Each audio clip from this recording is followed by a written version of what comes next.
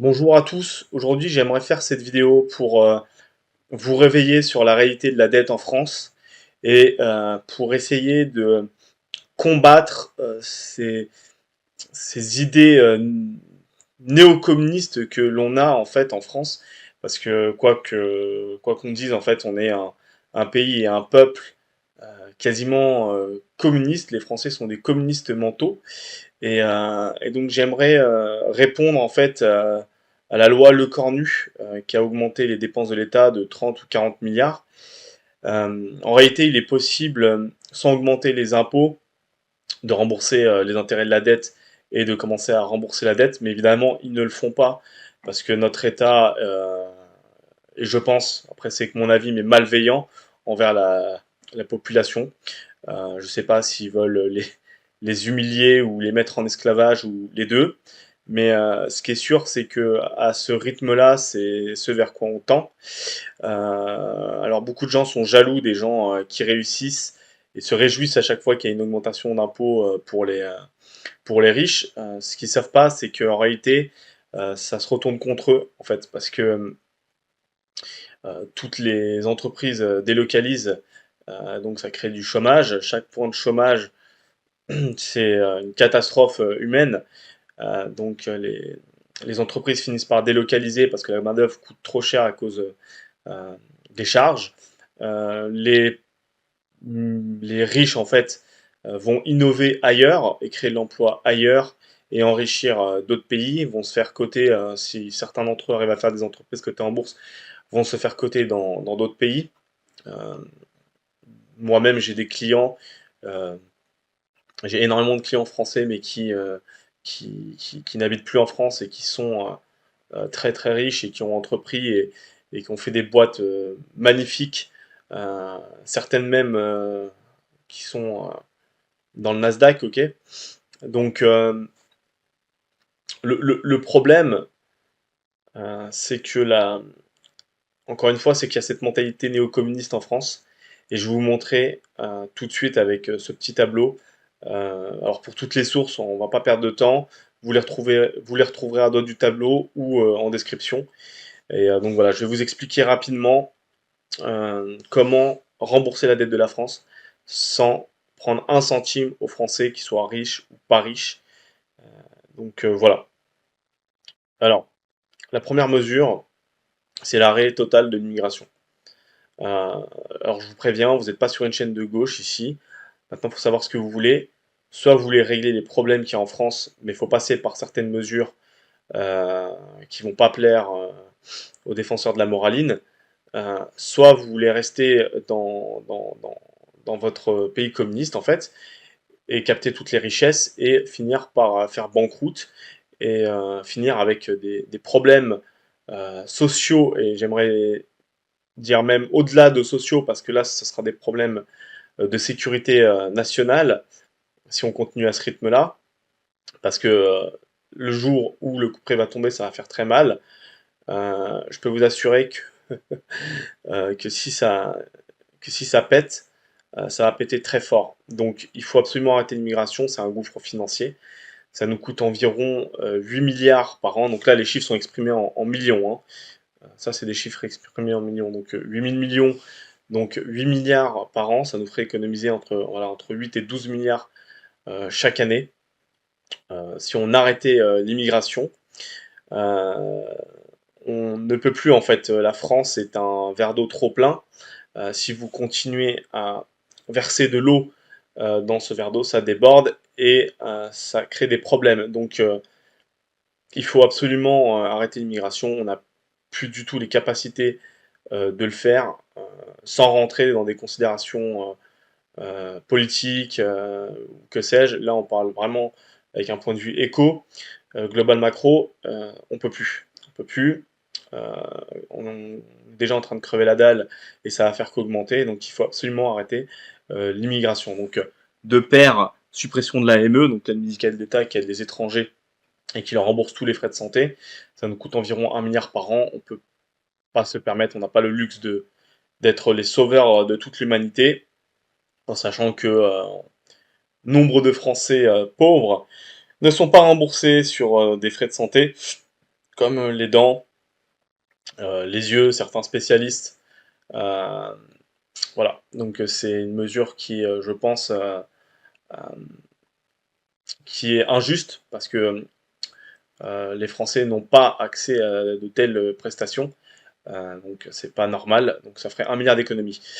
Suppression des subventions aux associations, ça peut paraître assez hardcore, euh, mais ma logique derrière ça, c'est que a priori une association, c'est basé sur le volontariat des gens, c'est-à-dire qu'ils donnent du pognon à une association s'ils le souhaitent, et on n'a pas à forcer les gens, on n'a pas à forcer le contribuable à donner de l'argent à des associations. Euh, voilà, je trouve ça profondément immoral, surtout que ça nous coûte quasiment 10 milliards chaque année. Euh, En plus, nombre de ces associations sont nuisibles, font venir, sont pour l'accueil des migrants, etc. Enfin, sont énormément d'assos excusez-moi, mais de gauchistes là-dedans. Donc, voilà, il faut que ce soit sur la base du volontariat. Euh, et donc, bah, les associations qui ont une vraie utilité continueront de subsister parce que des gens donneront de l'argent pour ces associations. Mais toutes les associations de planqués semi-étatiques, où il y a du petit fonctionnaire, des petits hommes gris et qui nous pompent du fric pour nous faire euh, de l'art contemporain bizarre sur des ronds-points, ça va s'arrêter. Donc suppression du Sénat, donc pour ça il faut faire une refonte de la 5ème République, mais on n'a pas le choix. Les sénateurs sont élus par des gens déjà élus, déjà c'est profondément antidémocratique, ça c'est la première des choses. Et deuxièmement, c'est un doublon en fait, de l'Assemblée, on n'a pas besoin d'un doublon. Euh, Éventuellement, pourquoi pas proposer à la population par référendum de valider un projet de loi validé par les députés si on souhaite le faire, éventuellement. Mais pour moi, c'est un doublon dont on pourrait se passer. Et donc, il faut, voilà, faut taper dans les dépenses de l'État et dans le train de vie de l'État.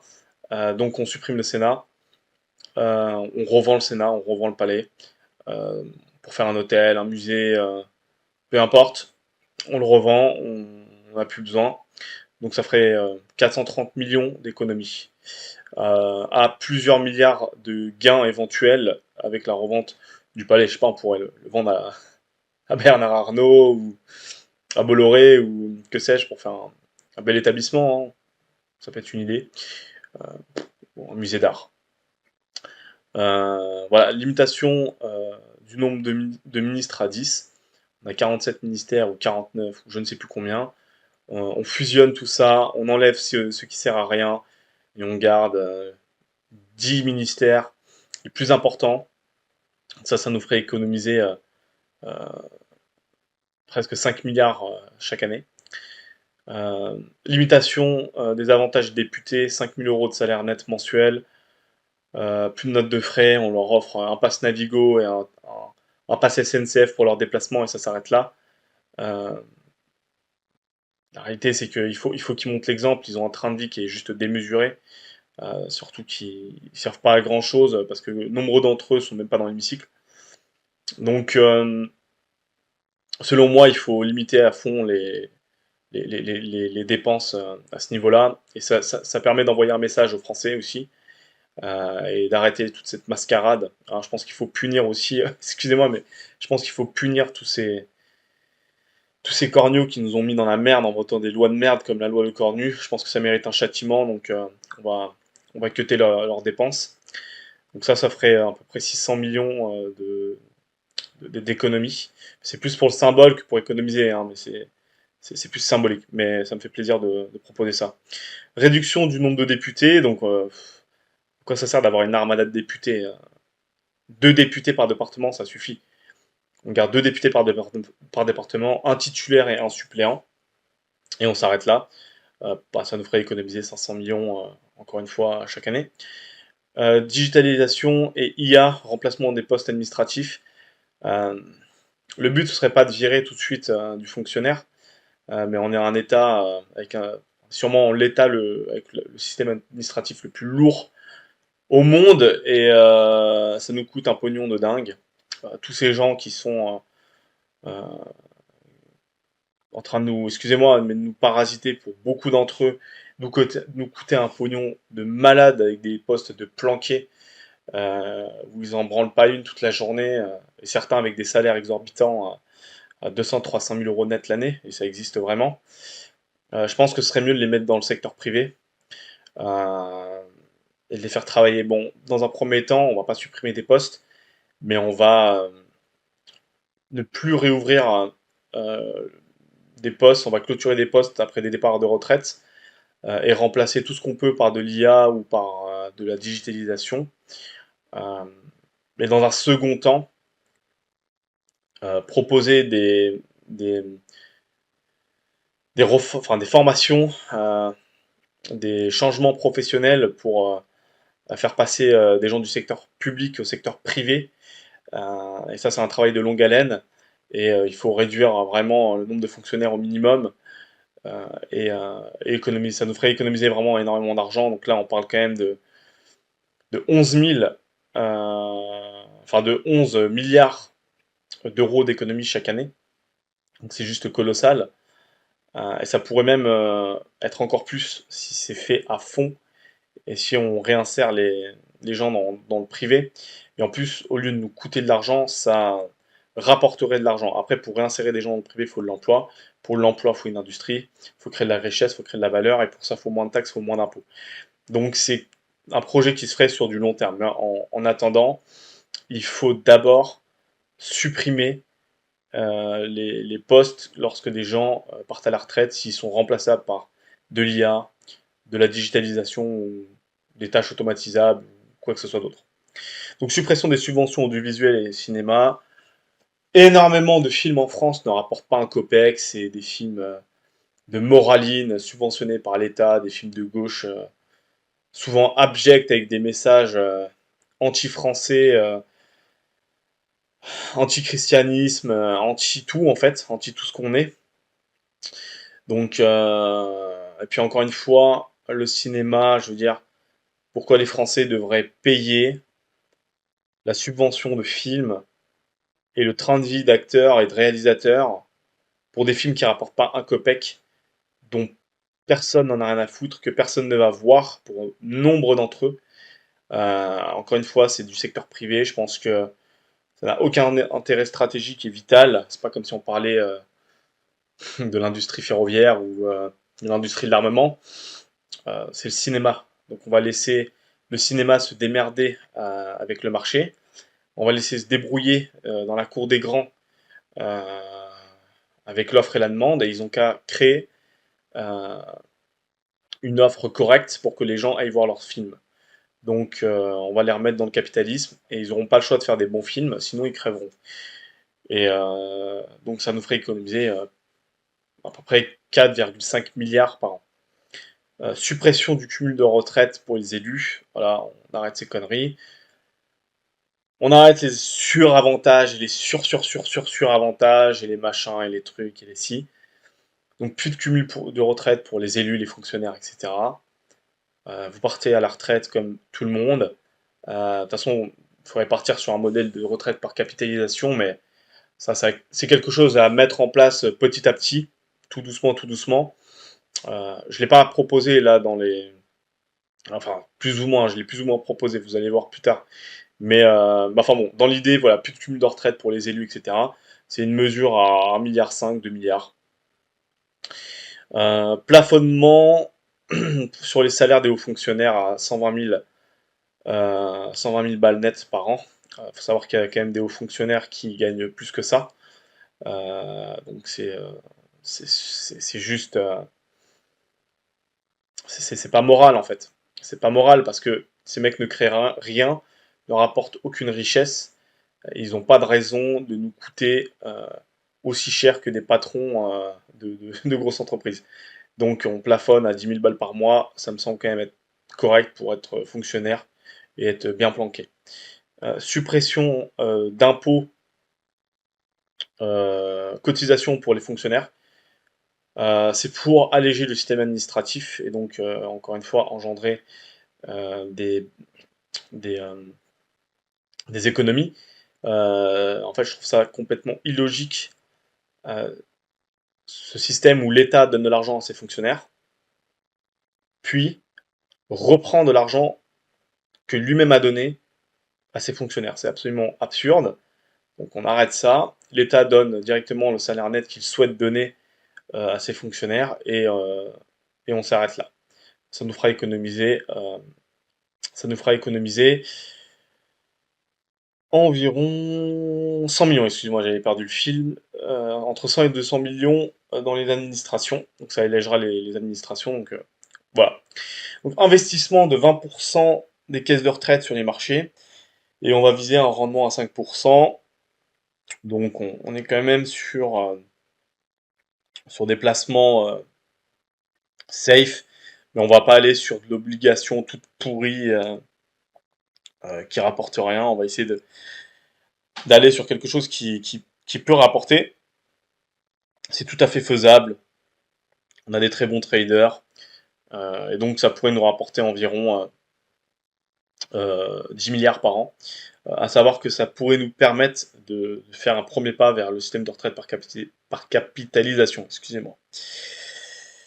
Expulsion des délinquants étrangers, binationaux criminels. Donc les délinquants étrangers, criminels étrangers sont expulsés du territoire automatiquement. Et pour les criminels binationaux, j'estime que si on a accueilli quelqu'un chez nous et qu'il commet un acte criminel, meurtre par exemple, euh, il s'est rendu indigne de la nationalité française parce qu'on lui a on lui a donné notre hospitalité et en récompense et en remerciement du moins, il commet des actes criminels. Donc je pense pas qu'on ait de raison de s'encombrer avec ces gens-là. Donc les criminels binationaux, je propose qu'on supprime leur nationalité française et on les renvoie dans leur pays d'origine. Donc ça nous ferait économiser entre 440 et 760 millions d'euros chaque année. Travail hebdomadaire obligatoire pour les détenus à 35 heures semaine. Donc l'avantage de ça serait de réindustrialiser le pays, un minimum, sur des tâches ingrates que plus personne ne veut faire et qui ne sont en fait même pas souhaitables, sur du travail à la chaîne, etc. en usine. On proposerait aux entreprises de produire dans le milieu carcéral et 90% de taxes pour les détenus, ils gardent 10% pour eux pour acheter des trucs en prison, je sais pas moi, pour acheter des chewing-gums ou des cigarettes. Et tout le reste est taxé sur le salaire net, hein. Tout le reste est taxé. Donc ça permet aux entreprises d'avoir une main-d'œuvre vraiment pas chère. Et ça permet de mettre un peu de plomb dans la tête des détenus et leur faire comprendre que on peut pas en fait commettre des actes criminels ou délinquants et puis rester tranquille dans sa cellule à jouer à la PS5.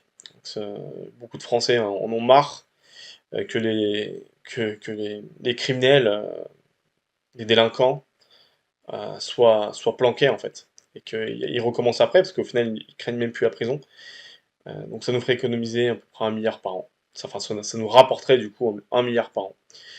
Aide sociale, chômage réservé aux nationaux, toutes les aides de l'État, peu importe l'aide, toutes les aides de l'État sont réservées aux nationaux. Si vous n'avez pas la carte d'identité, vous n'avez rien.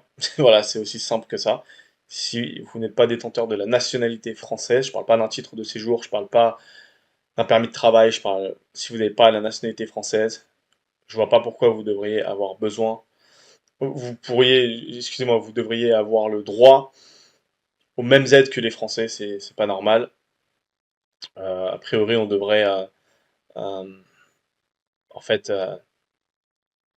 mettre en avant et du moins au lieu, enfin pas forcément mettre en avant, mais on devrait faire une priorité nationale. En fait, c'est aussi simple que ça, c'est juste de la logique et du bon sens. Et encore une fois, on n'a plus le luxe et les moyens d'arroser de pognon absolument toute la planète. On peut plus faire ça. Euh, Ça va très mal se passer si on continue sur cette voie-là. Et donc cette mesure nous rapporterait entre 7,6 et quasiment 12 milliards chaque année, donc c'est juste énorme.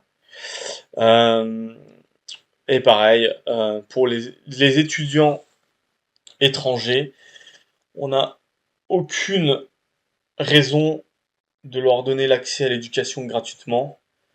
Je veux dire, si vous allez aux États-Unis, si moi je viens aux États-Unis, je vais payer 50 000 dollars pour accéder à la fac. Euh, et c'est normal en fait. Je suis pas je suis pas un national, un local. Euh, alors qu'un mec qui est américain paiera peut-être 30 000 dollars, un gars qui habite dans l'État paiera peut-être 15 000, et un gars qui est dans la municipalité paiera peut-être 5 000 dollars l'année. Voilà. Et ben moi, je propose de mettre le même système. Plus aucune aide pour les étudiants étrangers. Ils viennent à leurs frais. Ils travaillent éventuellement s'ils veulent, mais en tout cas, ils payent leurs études, déjà de un, et ils ne sont pas arrosés de pognon pour squatter chez nous. En réalité, ne pas réellement faire leurs études et travailler de manière dissimulée à côté, et obtenir un titre de séjour permanent et nous la mettre à l'envers. Donc ça, c'est terminé. S'ils veulent venir étudier chez nous, Irak cher, donc on va se baser sur le modèle américain. Le système, l'éducation en France, et surtout à haut niveau, est quand même pas dégueu. On forme très bien les ingénieurs, les médecins, etc. Donc on va partir sur les terreaux américains, donc 25 000 euros, 30 000 euros l'année. Euh, et ça nous permettra de, bah, déjà de un, d'avoir que le haut du panier, euh, et des mecs vraiment déter pour venir étudier chez nous. Ça c'est un, ça nous rapportera du pognon, et deux, ça nous coûtera plus d'argent du coup pour les aides du coup aux étudiants étrangers, et donc ce serait à peu près 7, excusez-moi, 7 milliards d'économies. Toutes ces mesures nous rapporteraient aux alentours de 70 milliards d'euros par an. Et là, ce que je vous ai donné, c'est juste un échantillon d'idées et de mesures que l'on pourrait mettre en place. Ces mesures n'auraient presque aucun impact sur le quotidien des Français, d'accord? Les gens ne paieraient pas plus d'impôts du coup, voire même, en fait, l'avantage de ces mesures, c'est que de un, elles permettent de rembourser les intérêts de la dette qui se trouve autour de 53 milliards, et elles permettent également de commencer à rembourser la dette, donc à jauger. On pourrait mettre plus ou moins euh, euh, d'autres dépenses, enfin d'autres coupes budgétaires dans les dépenses de l'État. On pourrait gratter de l'argent à droite et à gauche, mettre des tarifs sur les pays avec lesquels on ne s'entend pas, par exemple. Même si c'est que 5%, ça nous rapporterait quelques milliards par-ci par-là. Donc voilà, il y a tout un tas de choses qu'on pourrait faire encore pour soit augmenter les recettes de l'État, soit les dépenses, euh, soit diminuer les dépenses de l'État, donc économiser du pognon. Et ce pognon, on pourrait s'en servir déjà de un pour rembourser les intérêts de la dette, rembourser la dette, baisser la fiscalité, baisser les impôts, baisser les taxes, investir dans des choses qui pourront, avec un effet boule de neige, nous rapporter un max. Par exemple, à construire plus de centrales nucléaires pour faire baisser le coût de l'énergie, pour donner en fait une énergie beaucoup moins chère à notre industrie, pour créer de l'emploi, pour créer de la richesse, pour créer de la valeur, baisser les charges et les impôts pour les particuliers comme pour les entreprises, pour augmenter le pouvoir d'achat, donc la consommation, donc les recettes des entreprises, donc les recettes de l'État, et donc créer de l'emploi, etc. Enfin, il y a tout un tas de mesures qu'on peut mettre en place. Là, c'est juste une idée de quelque chose qu'on pourrait mettre maintenant, tout de suite en place, à la place de la loi Le Cornu, qui porte très bien son nom par ailleurs, et qui, en fait, est encore une fois un étranglement pour les Français qui se crèvent le cul à bosser tous les jours. Et donc voilà, c'est tout pour aujourd'hui. N'hésitez pas. Alors désolé, je suis pas de bonne humeur comme d'habitude, mais en fait, c'est juste que ça me fout les boules. Ça m'a pris une petite après-midi pour faire ces petites recherches, ces calculs que j'ai fait, enfin, je veux dire, avec des données qu'on trouve super facilement sur Internet, sur l'INSEE ou enfin, sur plein d'autres rapports de la Cour des comptes, etc. Avec un peu d'IA pour m'aider à faire mes calculs. Ça m'a pris une après-midi. Je veux dire, si moi, en tant que petit particulier, entre deux shifts, j'arrive à trouver un moyen de réduire à fond les dépenses de l'État, et en plus mes mesures, irait plutôt dans le sens de ce que pensent beaucoup de Français, au vu des intentions de vote, voilà. Je vais pas développer plus, mais vous avez compris. Hem, alors si ça m'a pris une après-midi, heu, les mecs, qui sont élus, ils doivent avoir des datas de fou. Ils ont un temps monstre à tuer, justement pour faire des mesures correctes et ils nous proposent de la merde comme ça et les partis d'opposition votent cette loi le corps nu. Non mais c'est juste délirant. Donc je suis un peu énervé, je suis désolé. N'hésitez pas à laisser un pouce bleu, c'est une vidéo très importante pour moi. À laisser un commentaire, à partager, ça m'aidera beaucoup et puis je vous dis à très bientôt pour une nouvelle vidéo les gars.